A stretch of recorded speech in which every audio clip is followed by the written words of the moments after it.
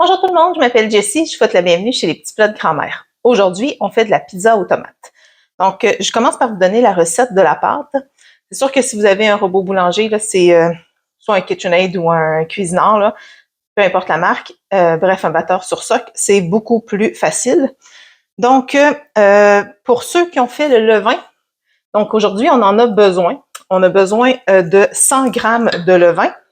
On va avoir besoin aussi de 50 grammes de farine tout usage, de 10 grammes de sel, de 30 grammes d'huile d'olive, de 4 grammes de levure sèche active. Bon, la levure sèche active, là, c'est celle qui se vend comme un sac de café qui est sous vide. Donc, pas besoin de la réhydrater. Et on va avoir besoin de 330 grammes d'eau tiède, un peu plus chaude que la température de votre corps, OK? Pas besoin de faire bouillir l'eau du robinet, c'est suffisant. Donc, vous allez avoir aussi besoin du crochet qui va avec le robot mélangeur. Donc, on commence par verser la farine dans le bol. On ajoute ensuite le levain.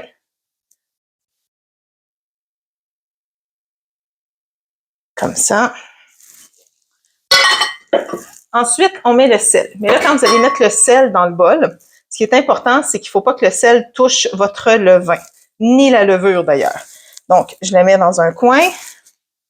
On enlève tout.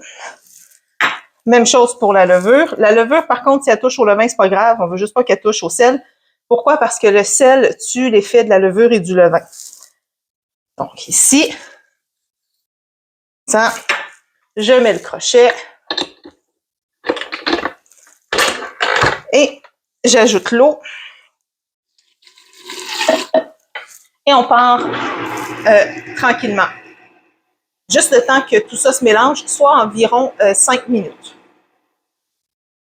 Donc, ça fait 5 minutes que ça mélangeait. Donc, on continue à mélanger, mais là, on va le mettre à vitesse moyenne. Donc à vitesse moyenne pour environ 10 minutes. D'accord? Mais 3 minutes avant la fin, c'est là qu'on va rajouter l'huile d'olive. Donc, moi, je vais mettre ma minuterie à 7 minutes.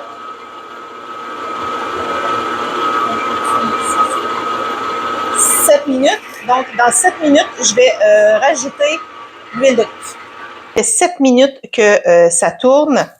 Donc, on va rajouter... Ça fait 7 minutes que ça tourne. Donc, on va rajouter l'huile d'olive. On garde la vitesse moyenne. Et, comme vous pouvez voir, ça se sépare un peu. C'est normal. C'est ce qu'on veut, ça va redevenir... Donc, on met un plastique sur la pâte.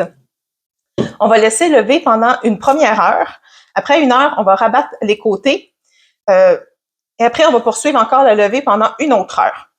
Moi, je vais mettre le mien sous la lampe de ma hotte de cuisine pour avoir une petite chaleur pour l'aider à pousser. Donc, on se retrouve dans 1 heure. Ça fait 1 heure que ça lève. On est rendu à l'étape de rabattre sur les côtés à même le bol. C'est ici. On met le plastique de côté. Donc, on voit bien là, que la pâte a commencé à travailler, elle a gonflé.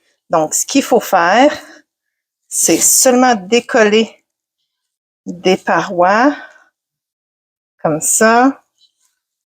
Et voilà. Et on ramène vers le centre, OK? Comme ça. Une fois qu'on a fait le tour, on remet le plastique et on continue à laisser lever pendant 1 heure. Okay. Donc, on poursuit avec la préparation de notre sauce tomate pour mettre sur notre pizza. Donc, vous aurez besoin d'une boîte de tomates en dés de 596 millilitres. Bon, moi, j'en avais pas, mais j'avais des tomates entières, donc c'est pas grave. Ce que je vais faire, c'est que je vais les écraser avec la main, OK? On met ça ici comme ça. Bon, là, pas besoin d'acheter la même marque que moi. Là, moi, je les achète en paquet de 6 chez Costco. Je les aime bien parce que c'est pratiquement une sauce en soi, là. C'est pas de l'eau. Donc, j'aime bien travailler avec celle-là. Donc, je vais commencer par les écraser comme ça. Avec les mains. Faites-vous-en pas. Mes mains sont propres. Je passe mon temps à les laver. OK? Bon. Une fois que c'est écrasé, là, s'ils sont en dés, passez-vous pas la tête à l'écraser. Vous les laissez comme ça, puis vous les mettez dedans. C'est pas grave. OK? On va avoir besoin ensuite d'une cuillère à thé de sel. Là, c'est pas compliqué, on met tous les ingrédients dans la casserole. OK? Une cuillère à thé de sel. On a besoin de 2 cuillères à thé de sucre. Une, 2. On a besoin d'une cuillère à thé de poudre d'oignon. Comme ça. On a besoin d'une cuillère à thé d'origan. D'origan séché. Une cuillère à thé de basilic. Toujours séché. Ensuite, on a besoin d'une cuillère à thé de persil séché.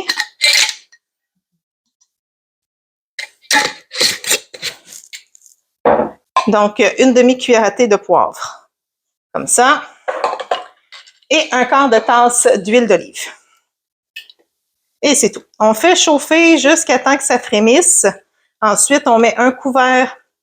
Donc, à peu près, je dirais chauffer jusqu'à temps que ça frémisse ou environ 15 minutes, OK? Ensuite, on met un couvert dessus, on retire du feu et on laisse infuser. Et voilà. Voyez-vous, ça fait déjà une belle texture de sauce. Si vous ne trouvez pas les San Manzano puis vous voulez avoir quelque chose d'aussi épais que moi, prenez ou sinon les pasternes, les marques italiennes. Là. En général, les marques italiennes là, sont souvent épaisses comme ça, comparativement aux marques maison qui sont ou Elmer, là, où c'est plus liquide, c'est plus de l'eau. Eux, c'est vraiment comme une sauce tomate en soi. Donc, on met ça sur le feu à médium pendant environ 15 minutes.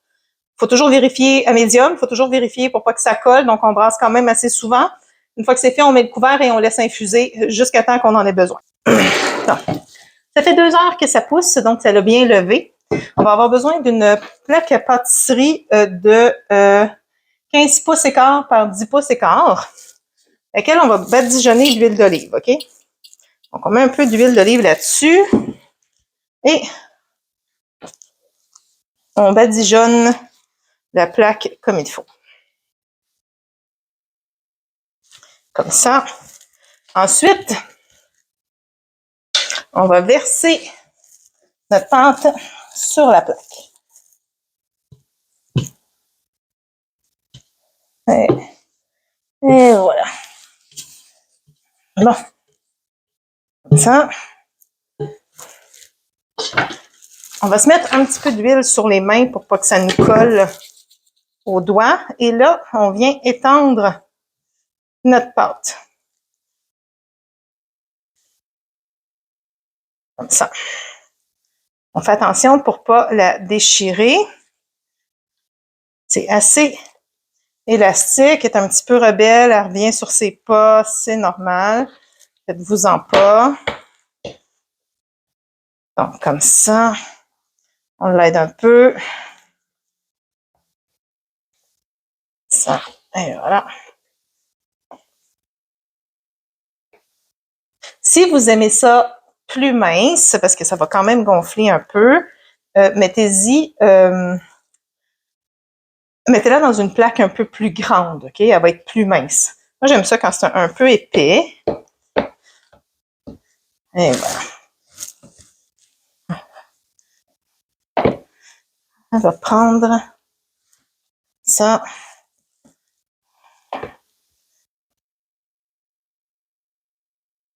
Et voilà. Ensuite, on a besoin de notre sauce tomate qu'on a fait tantôt. Elle devrait être encore assez tiède. Vous pouvez toute la mettre si vous aimez ça avec beaucoup de tomates. Nous, on aime ça ici avec pas mal de tomates. Si vous en voulez moins, mettez-en moins. Donc, là, vous allez voir, elle est chaude, OK? Ce qui fait que votre pâte, elle va travailler. Elle va continuer de s'étendre. Pourquoi on la met maintenant? Parce qu'on ne veut pas faire tantôt descendre la pâte. On veut lui donner le temps de travailler. Bon, la pâte, elle va continuer. Avec la chaleur de la sauce, la pâte va continuer de gonfler. Donc, on étale bien partout. Et là, on laisse lever encore 30 minutes, OK? Pendant ce temps-là, on va partir notre four à 450 degrés Fahrenheit ou 230 degrés Celsius, tout dépendant où vous êtes dans le monde. Donc, 450 degrés Fahrenheit. Pour l'instant, on va mettre un plastique par-dessus qu'on ne serrera pas, OK? On n'a pas besoin de faire entrer de plastique. On va juste l'appliquer par-dessus pour pas que ça sèche. Parce que c'est chaud. Donc, ça va l'aider à gonfler. Je vous ai dit 45 minutes, c'est 30 minutes de lever, OK? À ce stade-ci. Pourquoi c'est pas plus long? Parce que comme c'est chaud, ça va lever assez rapidement. Donc, faites préchauffer votre four à 400 degrés Fahrenheit. Et voilà. Donc, 30 minutes, puis on met... Bon, ça fait 30 minutes que ça lève. Donc, on met la pizza au four pendant 15 minutes. Je recommence. Et voilà. Donc, ça fait une pizza quand même assez épaisse. Si vous aimez ça plus mince, prenez une plaque plus grande. Nous, ici, on aime ça quand c'est un peu épais et moelleux. Donc, je vous souhaite une bonne appétit et joyeuses fêtes!